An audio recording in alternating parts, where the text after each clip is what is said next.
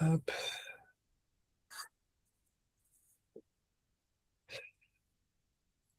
hop, je vais changer ça. OK. Donc, aujourd'hui, j'ai 4 sujets en tête par rapport à ce que j'ai vu un petit peu, passer, dans les différents canaux, de conversation. Ce matin, il y avait justement le sujet de l'ego, de la confiance. Il y a le sujet du chaos que l'on peut, avoir face au marché quand on ne sait pas trop, où donner de la tête. Comme là, par exemple, sur l'écran, on peut avoir plein d'informations et finalement, on ne sait plus, quoi regarder. Et après, d'un point de vue technique, bah, la livraison de la journée a déjà eu lieu, notamment durant la vente. Donc c'est pas forcément, ultra intéressant de revenir dessus, surtout que bon, bah, Mel, vous l'avez déjà envoyé. Donc à la limite, on va peut-être parler de la phase de retournement qu'il y a eu un peu plus tôt, donc durant la session de Londres, si je ne me dis pas de si je dis pas de bêtises, mais on va avoir le temps de revenir dessus. OK. Alors, qui a déjà eu justement cette impression, après une journée de trading, de ne rien avoir compris? Comme si, toute la journée était passée trop vite et qu'on n'a pas su on ne comprend pas ce qui s'est passé. On arrive en fin de la journée, on se dit: «Mais franchement, si je devais expliquer la journée, je ne saurais pas le faire. Il y a eu trop de choses. J'ai pensé à trop de choses, trop de scénarios, différents, haussier, baissier, consolidation, qu'est-ce qu'on a d'autre comme scénario possible? On a le seek and destroy, on a tous ces éléments et ça, c'est vraiment quelque chose, qui peut pourrir, pas que la pas que la journée, mais vraiment toute votre progression, toutes vos notes de trading, tout votre apprentissage finalement. Ouais, comme hier, durant l'open où il a fait, 5 purges, effectivement. Bah, première chose, c'est combien combien de concepts vous vous autorisez à regarder durant une session? En fait, à partir du moment où vous avez trop de concepts sur vos écrans, vous créez non pas de la lisibilité, mais du chaos. Je sais que, surtout, ces derniers temps, on met, beaucoup de poids sur, les macros, sur les OPR et ce qui permet vraiment de filtrer, de cadrer votre pensée. Malheureusement ou heureusement, tout dépend de comment on veut voir la chose, beaucoup d'entre vous ont une expérience en trading qui fait que vous arrivez avec des concepts que vous connaissez, des concepts que malheureusement vous allez intégrer dans votre lecture du marché et qui va venir vous embrouiller. Et en même temps, heureusement que vous avez ces concepts parce que ces concepts font de vous les traders que vous êtes. Ce matin, on a Mel qui nous a fait un vocal ultra qualitatif de 5 minutes. Vraiment, heu, si vous l'avez pas écouté, allez l'écouter. Donc, je sais plus dans quel, espace du Telegram est-ce qu'il est, mais allez l'écouter. Et ce qu'elle mettait en avant, c'était qu'un bon mentor, c'est une personne qui va vous accompagner pour devenir le trader que vous êtes. Pas tous être des copies. Il y a beaucoup d'entre vous qui ont de bons résultats, d'autres qui ont des résultats en devenir. Et certains essayent de soigner leurs maux, leurs problèmes au travers des yeux des autres, des correctifs que les autres vont apporter à leur trading. Malheureusement, si, disons, Franck, il va avoir, le problème que, il ne sait pas jusqu'à où, projeter, sa session de Londres, j'invente, hein. Ben, d'autres, leur problème, ça va pas être de se projeter, mais ça va être d'entrer.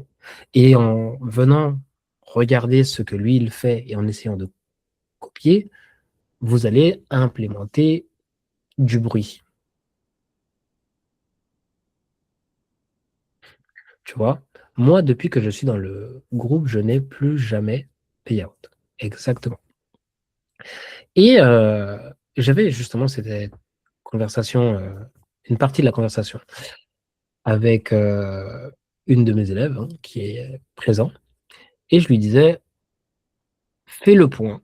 Depuis ce début d'année, essaye de noter tout ce que tu as appris, tout ce que tu as parcouru, parce que tu as cette impression de stagner et donc Vanessa, toi, au contraire, ce que tu dois faire, c'est te poser la question inverse.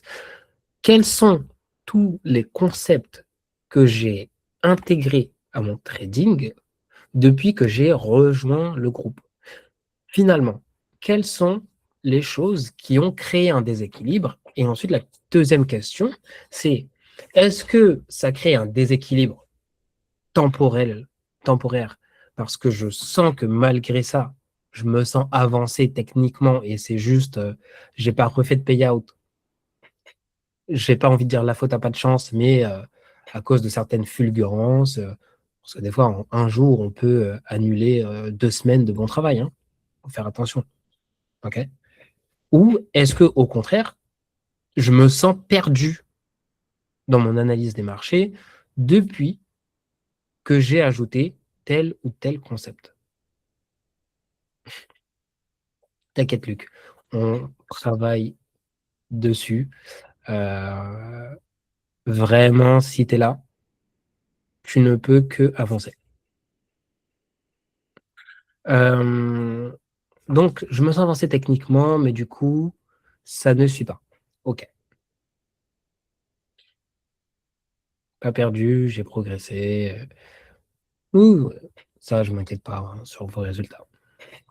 Mais en fait, ce que beaucoup de font, et ce que j'ai moi-même fait hein, durant facilement les 4, 5 premières années de trading, c'est que j'apprenais énormément de choses, énormément, énormément, et je regardais jamais en arrière. Je me demandais jamais, tiens, qu'est-ce que tu rajoutes, qu'est-ce que tu enlèves? Et il y a des choses, il y a des filtres naturels qui se font. Mais des fois, je me suis rendu compte, 6 mois, un an plus tard, ah mais pourquoi est-ce que je marque plus mon haut et bas de session asiatique? Je vais vous raconter quelque chose. Quand j'ai commencé le trading en 2017, je dirais, donc le Forex, quand j'ai commencé le Forex en 2017, donc j'ai eu mon premier mentor, hein, qui était un ami à moi, ok. Mais ensuite, je suis tombé peut-être 6 mois plus tard dans la formation d'un autre trader qui, sa formation, c'était un espèce de fourre-tout. Il avait fait des formations de peut-être d'une dizaine de traders différents et il réapprenait au sein de son académie toutes ces différentes, toutes les différentes facettes du trading qu'il a aimé à gauche et à droite. Du coup, moi, sans le savoir, j'ai fait mes premiers pas dans la smart money à ce moment-là. Ok. Mais je ne le savais pas, vu que c'était mélangé au milieu de tout un tas d'autres concepts, d'analyse chartiste, de supply and demand, de plein de choses. Et durant cette période, donc vers 2018, je commence à trader une stratégie qui est le London Reversal. On arrive sur notre session de Londres, on regarde les horaires de la session asiatique, on attend que donc la liquidité soit récupérée, mais à l'époque, je ne savais même pas que ça s'appelait liquidité, hein, mais on attend que la liquidité soit récupérée et ensuite, on va venir trader dans l'autre sens. Et là, je vous le fais simple. Parce que à l'époque, il avait mis les liquidités de côté, il avait transformé la liquidité par un indicateur qui venait de Beat the Market Maker, de un autre grand trader. Bon, peu importe. En fait, c'était une stratégie qui se basait sur il fallait que votre session de Londres monte, par exemple, de X points, on allait entrer dans une zone et ensuite, on voulait prendre le short. OK. Mais quand je pratiquais ça, du coup, j'avais pour réflexe de tracer mes hauts et bas de session asiatique. 2 ans passent, j'évolue, je teste tout un tas d'autres stratégies. La stratégie que je pratique à l'époque s'appelle Easy Money. Et au bout d'un moment, je me pose et je re-regarde mes notes. À ce moment-là, je crois qu'on est en 2020. En 2020, je re-regarde mes notes et je reviens sur les notes que j'avais eues dans la formation donc de Master Feng. Si vous connaissez, voilà. C'est Master Feng qui est le fourre-tout de toutes ces stratégies. Je regarde mes notes et je me rends compte que j'avais beaucoup plus de réussite à l'époque où justement je tradais cette stratégie de London Reversal. Et là, je me pose cette question, mais à quel moment est-ce que j'ai arrêté de noter mes hauts et mes bas de session? À quel moment j'ai arrêté de faire quelque chose qui marchait pour moi? Et bien en fait, c'est simple. Au moment où j'ai continué d'apprendre d'autres stratégies, moi, à l'époque, je prenais pas autant de notes qu'aujourd'hui. Ça veut dire que j'essayais de faire ce que j'apprenais au moment où je l'apprenais. Et en faisant ça, je me suis perdu, je me suis égaré. Et là, c'est vraiment la confiance en moi qui a commencé à diminuer et qui a fait que je suis retourné dans mes notes. Mais pourquoi est-ce que je ne suis pas retourné dans mes notes avant? Pour la même raison que l'on s'entête dans un trade quand il est directionnel, ou qu'on peut s'entêter dans notre idée de trading. On se dit, je suis sûr que ce que je fais, c'est bon. Alors pourquoi est-ce que je changerais de sens? Je suis sûr que les nouvelles stratégies que j'apprends sont meilleures que les anciennes que j'utilisais. Alors pourquoi est-ce que je regarderais en arrière ce que je faisais avant? Ben, le problème, c'est que le trading, c'est beaucoup plus compliqué que ça. Ce qui vous convient, ça peut être un mix de différentes académies. Et si vous connaissez la youtubeuse Anna Forex, elle expliquait ça très bien. Elle disait qu'elle avait changé dans sa carrière de trader 3 ou 4 fois de stratégie. Mais qu'à chaque stratégie qu'elle a appris, chaque communauté qu'elle a croisée, elle a tiré des enseignements qu'elle a gardés avec elle. Ce qui fait que plutôt que de tout modifier, à chaque fois, elle essayait de perfectionner, de prendre ce qui marche et de laisser de côté ce qui ne marche pas. Qui s'est intéressé, par curiosité, qui s'est intéressé au cadran en début d'année, lorsque ICT en parlait, les cadrans sur mèche, 25, 50, 75%. Très bien. Combien d'entre vous continuez de les mettre sur les mèches?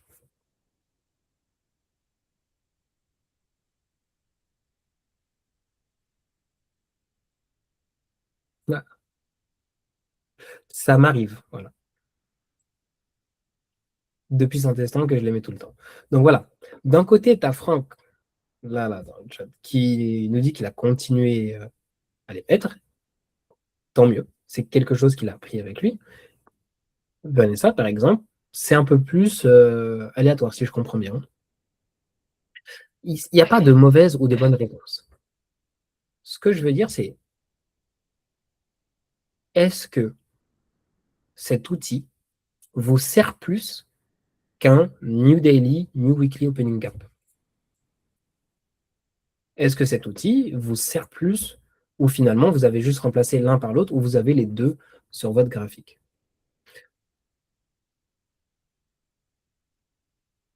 J'ai les deux. Très bien. Si maintenant, tu vas venir rajouter un Fibonacci premium discount, même avec le deep premium et le deep discount. Et que derrière, tu rajoutes des order blocks. Bah, étant donné que le marché il est censé aller d'un côté à l'autre à chaque fois, du premium vers le discount, d'un order block d'origine vers un autre, d'une liquidité externe vers une interne. Bah, en fait, quand on rassemble tous ces éléments qui factuellement ont le même impact, la même utilité, c'est-à-dire nous dire quand on est censé partir d'un côté à l'autre, bah, des fois on se rajoute du bruit et non pas de la précision.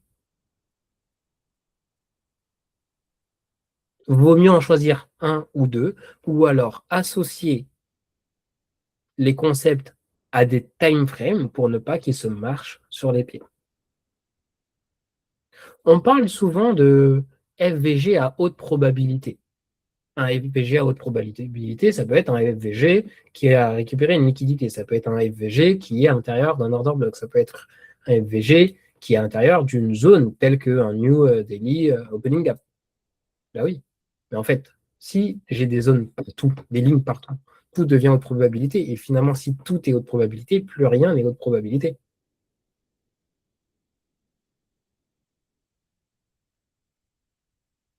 Et ce qui fait que à la fin d'une journée, on va être éprouvé psychologiquement alors que on n'a pas réussi à comprendre ce qui s'est passé, c'est que bah, chaque fois que le marché il a croisé le moindre pli d'oreille sur votre route, vous êtes en train de vous dire ah non mais peut-être que là ça va se retourner.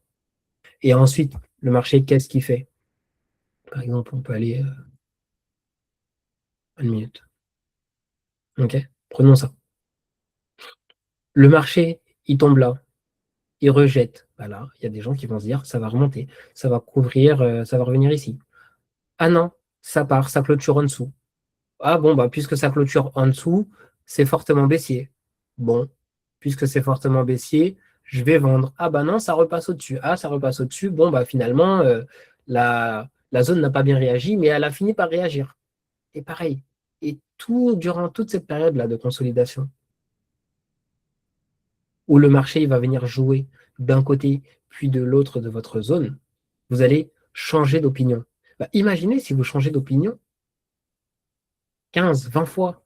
Pourquoi? Pas parce que on joue autour du même pilier d'oreille, mais parce qu'on joue autour de différents piliers d'oreille. Ici. Ah bon, bah on est passé en dessous la zone. On réagit dessus, on rejette. Ah bah forcément, ça va tomber plus bas. Ah bah non, on passe au-dessus.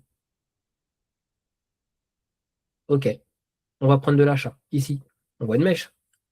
Je suis prêt à parier au moment. Alors, je vais essayer de zoomer dessus. Mais je suis prêt à parier que.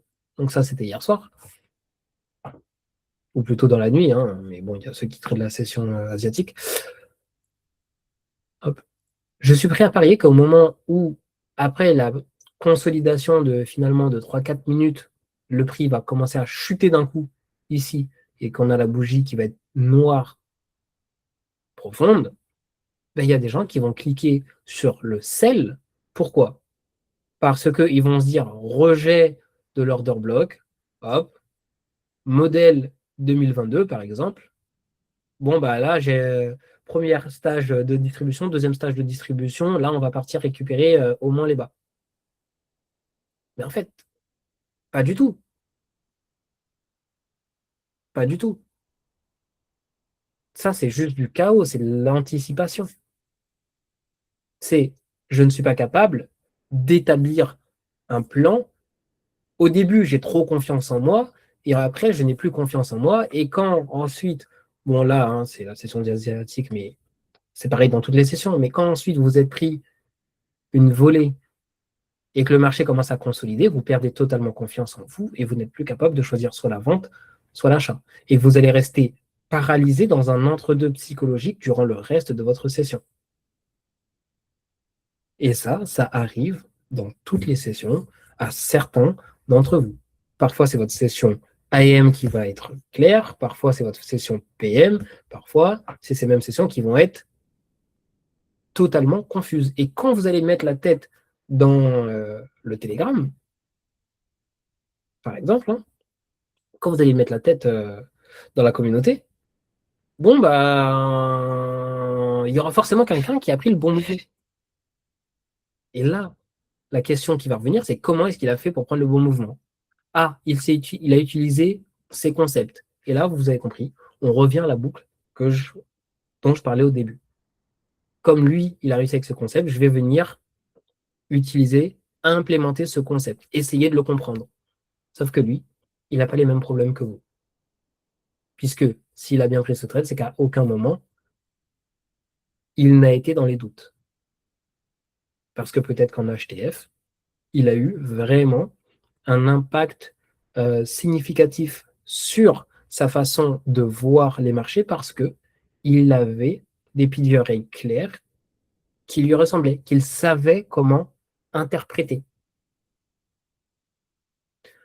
Je prends l'exemple des macros. Certains d'entre vous, vous les connaissez sur le bout des doigts. Vous allez me dire, oui, bah, la macro 20-40, c'est censé être le reversal. Ensuite, le 10, excuse-moi, le 50-10 de telle heure, c'est ça. Si c'est passé ci, celle d'après, c'est ça. Et vous les connaissez comme ça. Sauf que derrière, vous ne savez pas quel pilier oreille prendre. Vous avez les bons timings, vous savez comment vous êtes censé les interpréter. Et encore, des fois, vous connaissez juste par cœur. Ça, c'est censé être une macro de renversement. Sauf que le renversement, malheureusement, ce jour, il a eu lieu à la macro d'avant. Donc la macro qui, pour vous, est censée être un renversement, ne sera pas un renversement. Ce sera peut-être une consolidation ou une extension. Parce qu'il y a eu un décalage.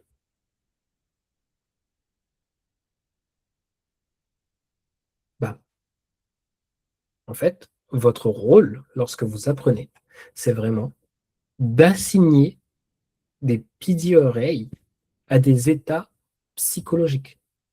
Et quand je dis état psychologique, c'est qu'est-ce que le marché est en train de me raconter et est-ce que moi, quand je vois ça, est-ce que ça me rassure dans ma position ou est-ce que, au contraire, ça devient inconfortable?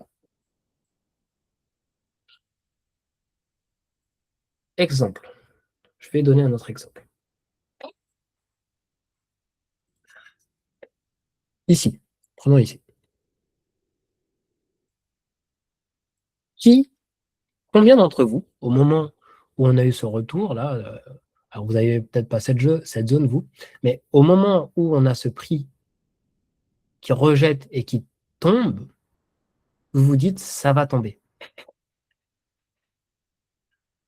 Normalement, il devrait y en avoir quand même plus d'un. Je sais que certains étaient à l'achat plutôt, mais normalement, il y en a plus d'un d'entre vous qui devrait avoir vu la vente à ce moment-là. Ce qui amène à une deuxième question. Combien d'entre vous ont tenu durant la consolidation? Combien d'entre vous ont gardé ce billet durant la phase de remontée pour récupérer de la liquidité avant de retomber, en sachant que le prix était déjà remonté une fois dans ce pilier oreille, donc le BPR. Tu n'étais pas devant les écrans à ce moment-là? Ok. Eh bien, c'est ça. Pour moi, il y a une règle qui est très simple et qui fait que je n'ai pas envie d'être dans la vente à ce moment-là. Ici, j'ai un IOF et je le sais qu'un IOF qui lâche, un IOF qui lâche donne lieu à une forte descente, surtout quand il a tenu comme ça. Mais quand je vois le prix consolidé au-dessus, personnellement, je n'ai pas envie d'être dedans parce que je me dis à tout moment, alors,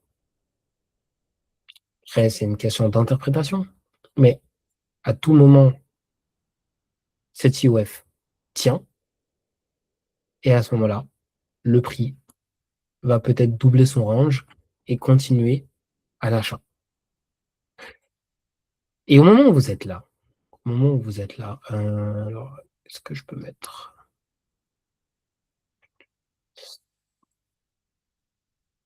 hop, donc au moment où on se retrouve par là,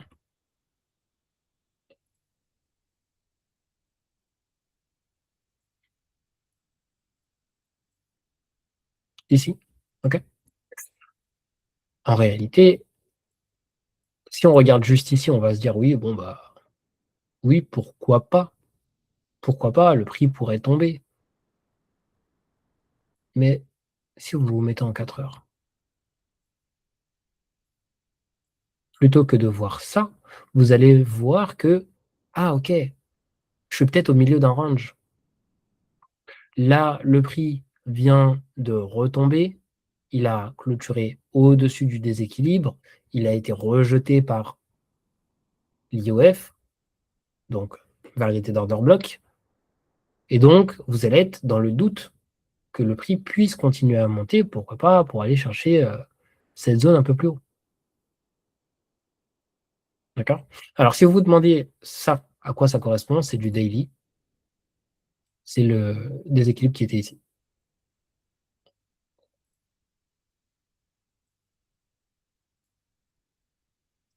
D'accord? Ce que je veux dire par là, c'est normal, faut pas se faut pas se flinguer, se dire que: «Ah non, j'ai pas été capable de prendre, la vente, j'ai pas été capable de la tenir». Non, si vous n'avez pas les armes pour l'analyser ici et être dans le bon moment et que vous avez pris trop tôt, c'est c'est pas une honte. C'est pas une honte d'être sorti avant, c'est pas une honte d'avoir essayé peut-être de couvrir ici, de se faire avoir et de pas retenter le trade. Je me souviens, heu, d'un message de Cédric, je crois, un peu plus tôt, qui me disait, «Ouais, j'ai pas envie de m'entêter dans de la vente». Ensuite, je lui dis: «Mais tu as pris la vente?» «Non».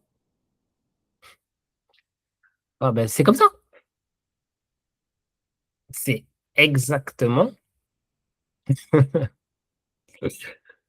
c'est exactement le moment où on doit être à l'aise avec sa prise de décision, et il faut se demander: «OK, pourquoi est-ce que j'étais pas à l'aise et comment est-ce que je peux faire, soit pour devenir à l'aise, soit confirmer que ces conditions de marché ne sont pas les miennes. Moi, c'est pas les miennes». Parce qu'il y a trop de fois où le marché retrace, IOF, boum, et il continue d'exploser dans l'autre sens. Je préfère attendre que l'IOF casse avant de continuer à tomber. Sauf qu'en termes de timing, bah voilà, on a une livraison du prix qui se passe entre les 2 sessions, donc entre la fin de la session de Londres, entre le début de la session, de AM. Qu'est-ce que ça conditionne? Bah, ça conditionne un price action de merde. Là, on va peut-être avoir, hem, un high resistance liquidity run, jusqu'à des niveaux plus bas. Personnellement, je n'aime pas les livraisons à haute résistance. La livraison à haute résistance, c'est quand vous partez de là et vous avez ce prix-là qui fait plein de petites bougies, qui remonte, qui redescend, qui remonte, récupérer de la liquidité, et vous savez pas si vous devez trade votre stop ou pas. Et en fait, si vous laissez votre stop loss au départ, par exemple, hein, donc ça pourrait être au départ de l'action, heu, donc peu importe, hein, votre stop loss pour couvrir ces hauts-là et que vous laissez le prix tomber comme ça, boum, boum, boum, boum, boum, bah, il y a un moment où il va avoir une fulgurance et il va remonter d'un coup, il va vous purger et il va tomber. Et ça, c'est typique du high resistance. Entre les 50% de ce New Daily Opening Gap ici et celui-là, à 50%, on a ce qu'on appelle l'event horizon. Alors là, il est pas marqué et je vais pas le marquer, d'accord? Mais à 50% entre 2 PGRA, Comme ça, vous avez l'event horizon. Donc, un point qui va faire que le prix peut rejeter à ce moment-là. Est-ce que vous avez envie d'être là-dedans? Non. OK? Donc, vous devez cartographier du HTF vers le LTF tout ce qui vous correspond à vous, ce qui ne vous correspond pas. Et lorsque vous voyez des concepts qui vous intéressent, posez-vous toujours cette question. À quoi est-ce qu'il me sert et qu'est-ce qu'il peut remplacer? Qu'est-ce qu'il va me raconter de plus que ce que j'ai déjà? Est-ce que le cadran va vraiment être une réponse aux lacunes que j'ai pour avoir un payout? Parce que, prenons un exemple tout bête et très classique. Oui, t'inquiète David, je te, je te dis ça.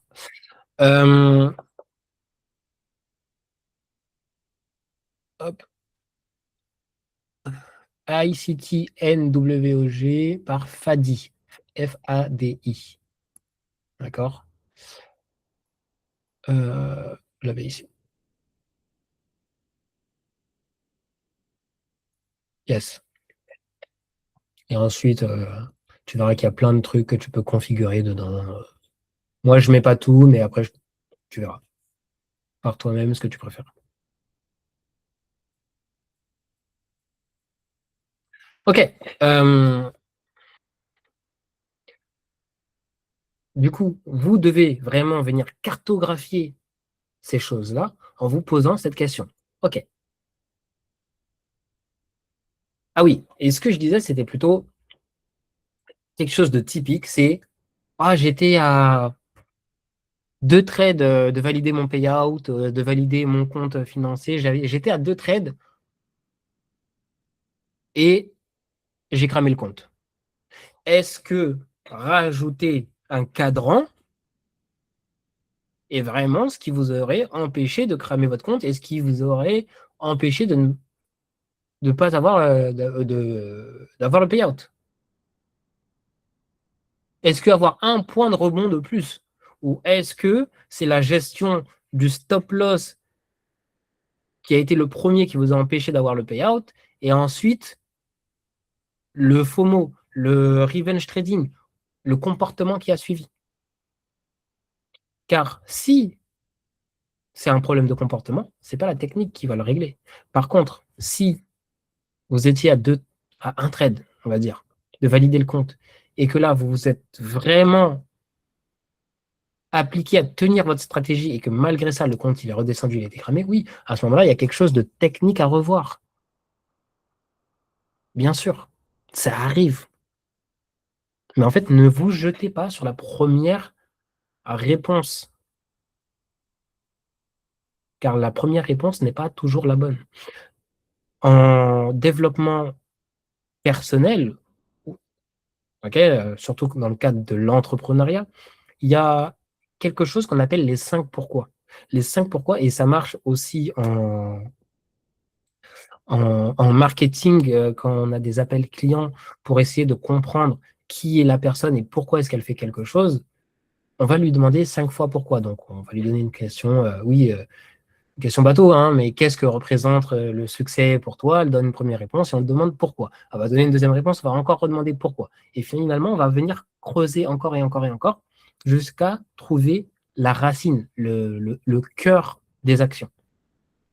Okay, ça peut être quelque chose qui n'a rien à voir avec l'entrepreneuriat, le trading. Ça peut être, par exemple, euh, la validation externe de gens qui comptent pour vous. Et finalement, sans que vous vous en rendiez compte, c'est ça qui va venir polluer votre prise de décision, technique ou psychologique. Ok. Donc, tout ça pour dire, il faut être capable d'identifier le bon problème. Et ça, c'est quelque chose qui prend du temps. Mais ça, c'est ce qui fait que vous êtes chacun le trader que vous devez être, que vous méritez d'être, et qu'une fois que vous avez mis le doigt sur le bon problème, à ce moment-là, vous allez être capable de construire.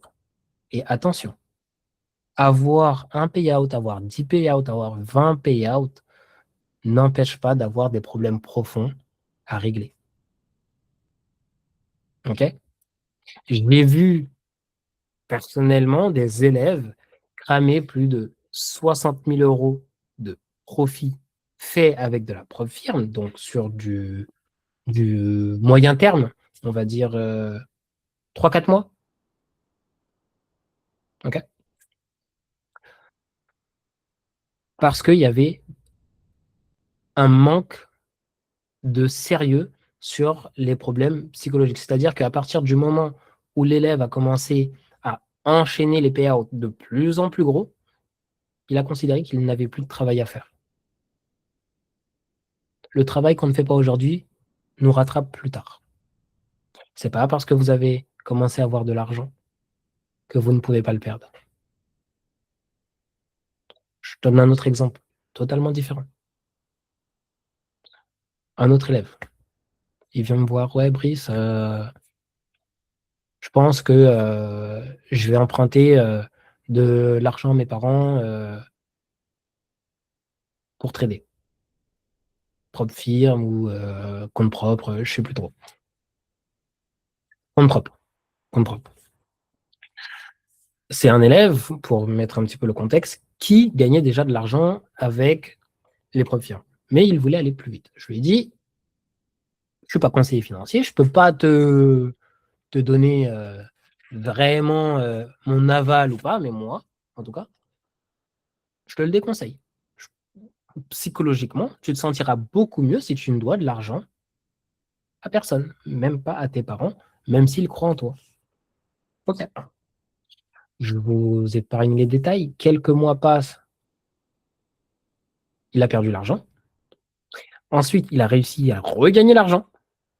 Plutôt que de le retirer pour effacer ses dettes, il a continué à investir cet argent. Il l'a reperdu. Vous pensez que ce trader se sent comment après ça? Il sait qu'il est bon techniquement. Il sait qu'il a réussi à faire des gains pendant plus d'une année, peut-être même deux. Pourtant, psychologiquement, il va me dire non, mais en fait, ouais, à chaque fois que j'atteins certains sommets, je fais de la merde. Pourquoi?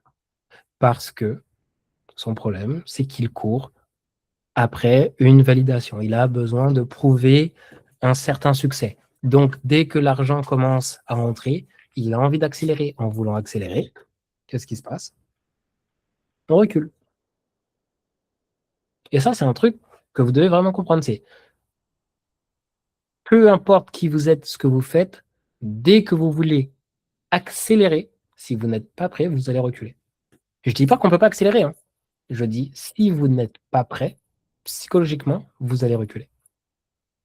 C'est sûr. OK? Donc, bien sûr que je tais les noms des élèves volontairement. Certains, je pense, certains d'entre vous les connaissent. Mais bon. OK. Donc, tout ça pour dire quoi?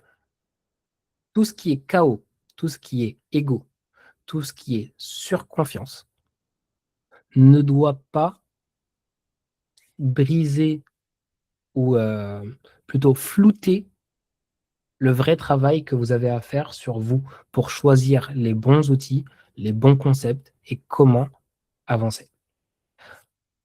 Je voulais revenir sur un exemple qui, pour moi, montre un peu tout ça à la fois. Le retournement de ce matin. Ce matin, moi, je suis vendeur. Ce matin, je suis vendeur. Et ici, dans cette zone-là, on a, je pense, à peu près, ça doit être ça, entre ici et ici.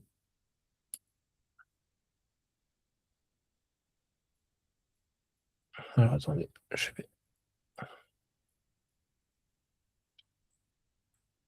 Ouais, c'est à peu près ça. Hop, on a notre First Asian M15. OK?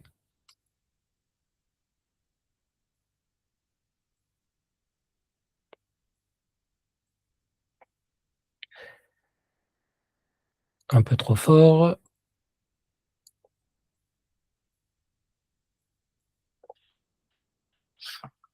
Et puisque je suis vendeur, je me dis, OK, là, on est passé en dessous.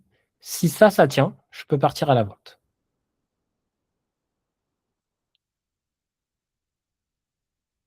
Je prends mon IOF, ici, et je me mets une petite note où j'écris, je veux qu'il tienne pour partir à la vente.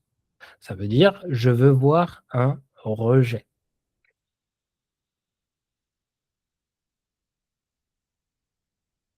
3h20, 3h40.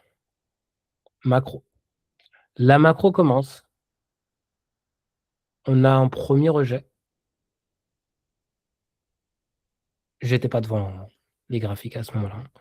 Je faisais 15 trucs à la fois. My bad. Mais ça m'a sauvé. Donc, le graphique commence et qu'est-ce qu'on voit? Cet IOF commence à agir comme un breaker. Mais moi, je suis tellement dans ma vision baissière que je me dis, OK, maintenant, s'il cède, je pars à la vente. Ça veut dire qu'on est déjà par là. Si le marché fait quelque chose comme ça, je prends ma vente.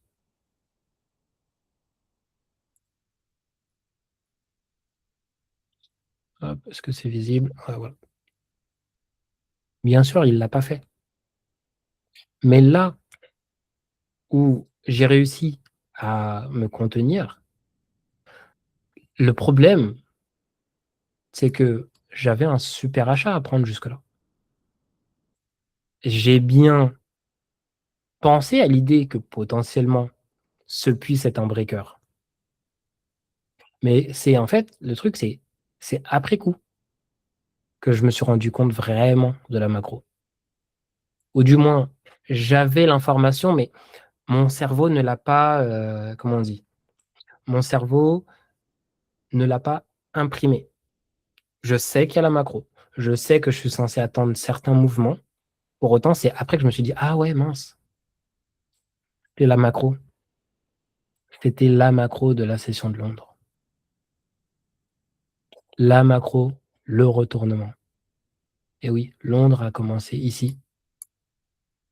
Du coup, accumulation, manipulation, distribution. C'était easy, c'était facile, c'était gratuit et je ne l'ai pas vu. Alors je m'en fous, je m'en mords pas les doigts. J'ai pas perdu, je n'étais pas dans le trade.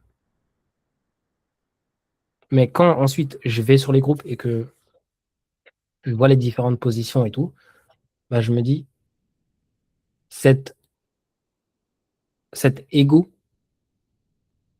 m'a flouté les yeux et ne m'a pas permis de prendre l'achat qui m'était dû.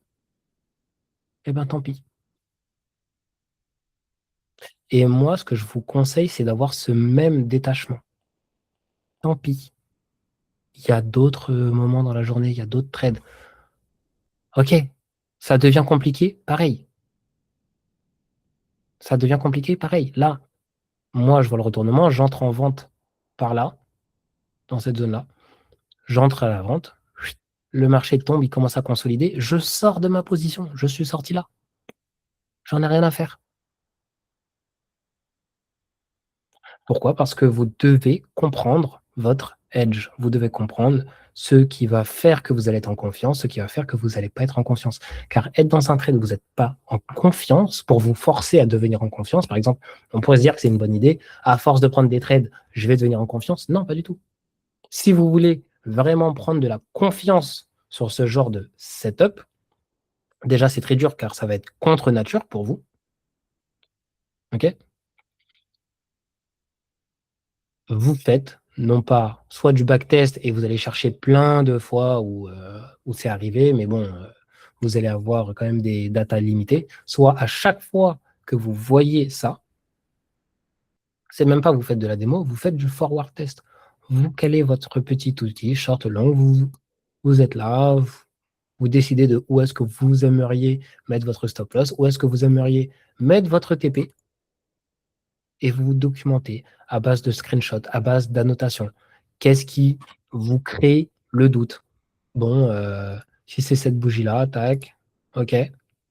Bon, bah, vous la mettez, vous la notez et vous écrivez pourquoi elle vous crée le doute. Et ensuite, vous documentez comment est-ce que le prix réagit autour. Qu'est-ce qui s'est passé avant que ça casse? Dans quels horaires on était? Ah, bah oui. Puisque là, on pourrait se dire, ah, j'ai mon modèle qui est arrivé pendant la session. Ouais, mais le prix, il est délivré hors session. Est-ce que vous auriez tenu 1 heure et demie dans un trade où vous avez très peu de confiance sur le fait que cet IOF va être brisé? Cet IOF qui vous crée en plus un swing intermédiaire. Swing intermédiaire dit qu'il peut être protégé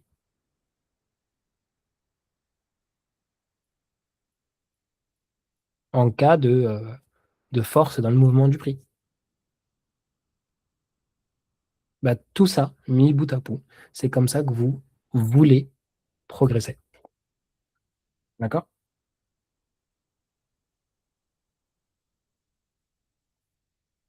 Donc, en tout cas, c'était les sujets que je voulais aborder avec vous aujourd'hui. Comment est-ce que je reconnais le swing intermédiaire? Ouais, c'est simple. Un swing intermédiaire, c'est hop, si tu as un swing. Ok, donc ça, c'est un swing court terme. Tu as un autre swing qui est plus haut que ton court terme à sa gauche et qui a un autre swing court terme à sa droite. C'est un swing intermédiaire. Ok, donc, grosso modo, ça te fait quelque chose comme ça.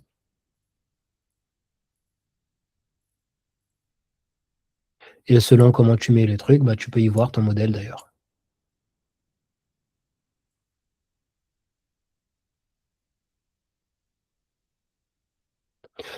Alors, est-ce que c'est un peu simple? Oui et non, parce que la réalité, ce que tu veux comprendre, c'est que en fait, tu as une structure qui se met en place.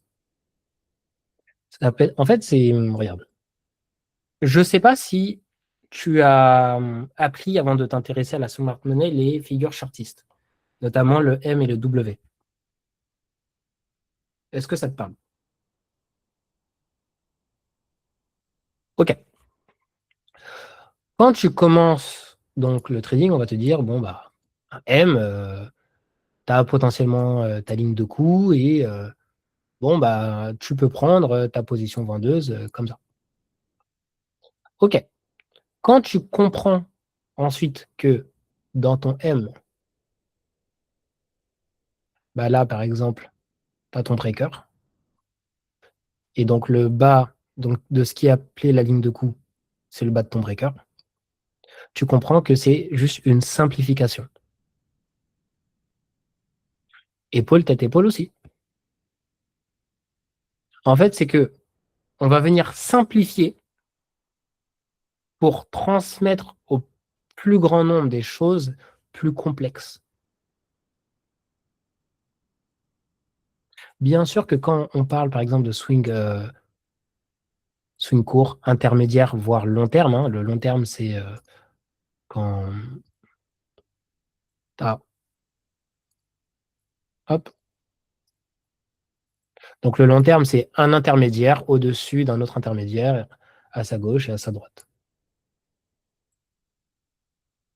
Okay, donc par exemple, ce qui fait que ici, c'est hop, ici, juste ça te suffit à te dire que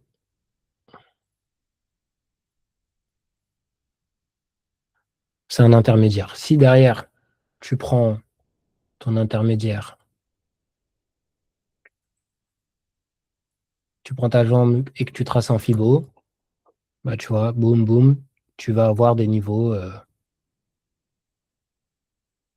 de rejet assez précis. Si tu prends ton autre jambe ici, hop, par moment, tu auras des niveaux encore plus précis. Bref, ce que je veux te dire, c'est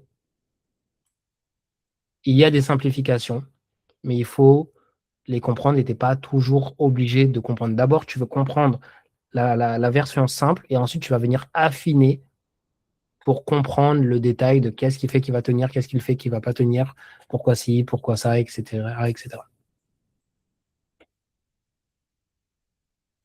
Donc le swing intermédiaire, c'est genre un breaker mais simplifié. Pas nécessairement, parce qu'il suffirait que ce haut-là soit plus haut que celui-ci et c'est pas un breaker.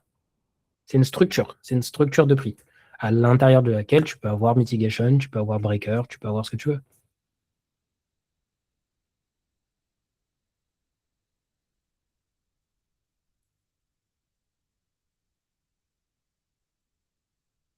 Hmm. Ouais, voilà. Ok, pas de souci. Bon, bah, personnellement, c'est bon pour moi. Est-ce que c'est bon pour vous? Ça va faire presque une heure qu'on est ensemble. Est-ce que c'est bon ou est-ce qu'il y a une petite question?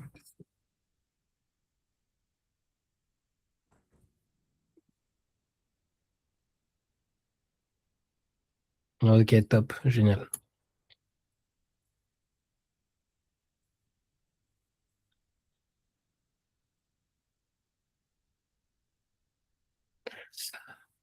Ok, allez, je coupe l'enregistrement. Hop.